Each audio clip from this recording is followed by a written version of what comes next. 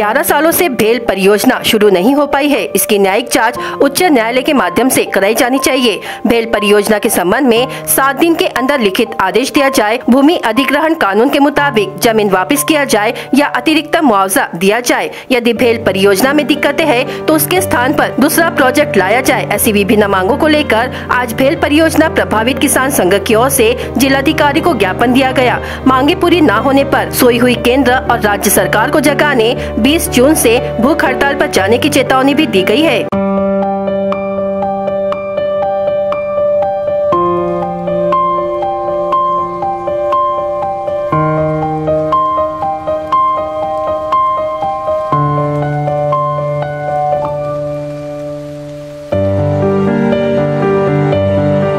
विजय कुमार रामकृष्ण नवखरे भेल शेतकरी प्रकल्पग्रस्त संघटनेचे अध्यक्ष आहे।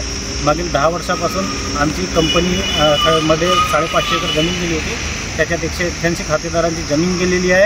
अद्याप कोणतीही कारवाई झालेली नाही। आम्हाला ते कंपनी चालू करायची आहे आणि त्याच्यासाठी आमच्या मागण्या अशा आहेत का एकाला ड्युटीत सामावून घ्यावं, असे आमच्या काही मागण्या आहेत। आम्ही त्याच्याकरता जिल्हाधिकाऱ्यांना आता निवेदन देत आहोत आणि साखळी उपोषण 20 तारखेपासून करत आहोत। करिता आम्ही आमच्या मागण्या पूर्ण न झाल्या, मागण्या पूर्ण होईपर्यंत आम्ही उपोषण करू। तर आम्ही आता ते जिल्हाधिकाऱ्यांना त्याच्याकरता